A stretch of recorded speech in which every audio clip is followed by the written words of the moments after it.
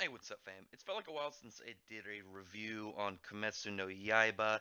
I think that's because I just got a little distracted and doing a bunch of fairy tale stuff that I just lost track because I saw that 132 came out today, and then I realized I haven't done a review since chapter 129. So I'm gonna do a double with this one and then do 132 as its own video. So what kind of happened is with them kind of going over the mark that came from the first breath users. They want to try and get as many people infected with that whole thing as possible, so they can get everyone ready to fight the Muzan's crew whenever they decide to attack. The whole calm before the storm. They're going all out right now and trying to just up their forces the best that they can, because now with Nezuko being a demon who can exist under the sun, she is not hurt by the sun. There's a chance that if they can, I'm assuming, get her blood, that the demons could break past that weakness to where they can only do stuff at night. And personally, I think they're going to end up getting it because I think it would be like the perfect spot to go into a time skip. And then you come back and you see, like, you know, the whole land post demons being able to roam at all times out in the open.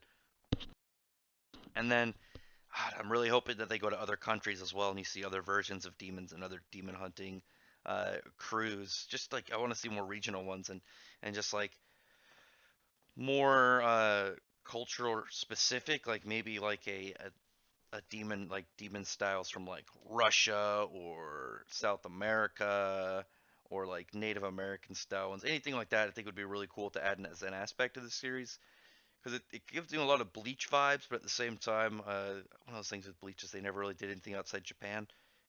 And there's a potential here with Kimetsu no Yaiba because there's characters that spoke French, and then they talked about like animals from distant lands, and they showed like a honey badger and stuff. So it could happen. It's not off the table, but you had Zenitsu and Tanjiro kind of talking, and Tanjiro's like, man, you're so lucky you get to train and get stronger with all this, but Zenitsu's just like pissed off. He's like, I don't want to do this. I just want to go talk to chicks and better on my own. I don't want to do this pillar training.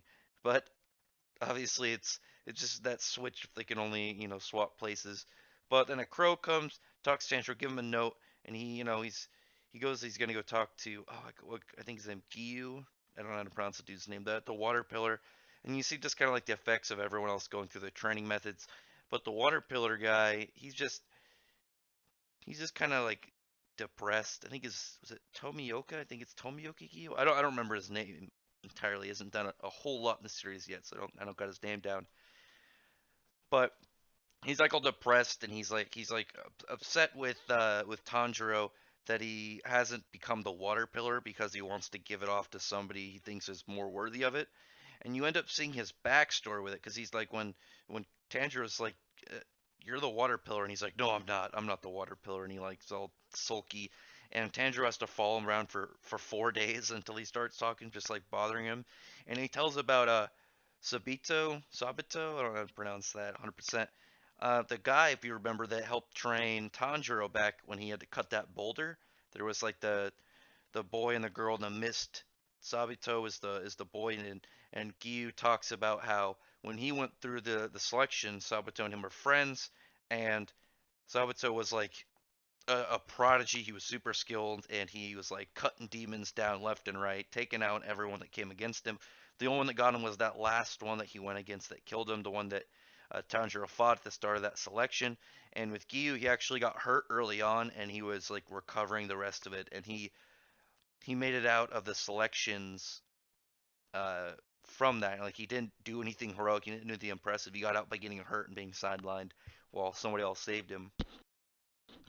And Sabato actually pretty much was the only person that died, and everyone else passed that selection, which is kind of saddening. And so, you, I guess Giyu's thing is he thinks about somebody that skilled at the time and what they could be now, and he thinks that somebody like, hey, I was crap then, but look how good I am now. But imagine somebody who was good then, he would be like a legend now. He'd be so good.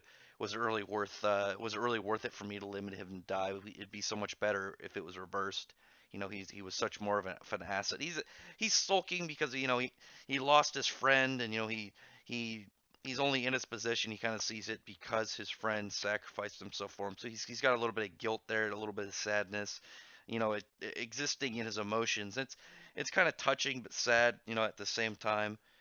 But this actually affects Tanjiro because he's thinking back to like, oh, I know he's talking about, that guy helped me back when I was training, but also thinking about Rengoku, how he, how powerful he was, how, how hard he trained, how skilled he became, and now he pretty much died doing his job, but also protecting Tanjiro, Zenitsu, uh, Inosuke, and it was just such a heavy trade-off. Like they only beat it was like a lower moon and then injured an upper moon, but they lost the flame pillar. That was just such a heavy loss uh, for the uh, for the demon hunters. And but he kind of like thinks about it and that whole like moment when they were like having a similar moment, and Nosuke says, pretty much like we have to keep living on for the selfless deed that he did in the line of duty. It's just one of those like really good emotional impacts. But while Tanjiro's like talking to him, he's like, why would that fact he saved you and he gave up his life for you, that should still like be connecting you guys. You shouldn't be like throwing that away of what your friend did for you, and that kind of like gets to you. And he's like, he remembers a conversation he had with Sabuto, or how he's pissed off when his friend, you just imagine that it's Sabuto.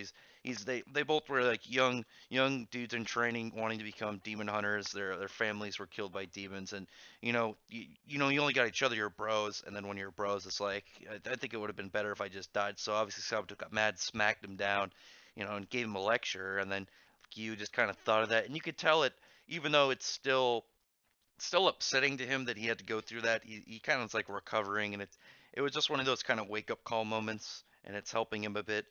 Then it goes over, and I don't remember the butterfly chick's names entirely. See, I've got some people down. I've got a couple people down, but not all of them. But they're kind of like talking, and you see, I don't remember that girl's name. She's kind of just like going over, like showing that she has a lot more free will now. Because I think it was her thing was she flipped a coin and then she would decide yes or no if she did something that with the coin. She's secretly just Two Face. She's just like a little girl Two Face. But I guess she's getting ready to train and do her own stuff.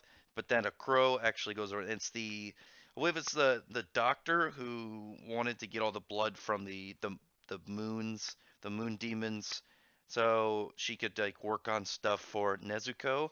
And the demon hunters are trying to get her to come to her ranks and help them with what they're doing. She's, in her mind, she's like, you know, she's just like, I'm a demon and they want me to go to where all the demon hunters are. I imagine it's pretty nerve wracking. So good stuff. I like all the good narration when it's less characters talking and more of the narrator describing how things are. I think that's an interesting way that Kimetsu no Yaiba does it. And I'm not a huge Hunter x Hunter fan. I know Hunter x Hunter does that, and I always thought that was kind of cool of them.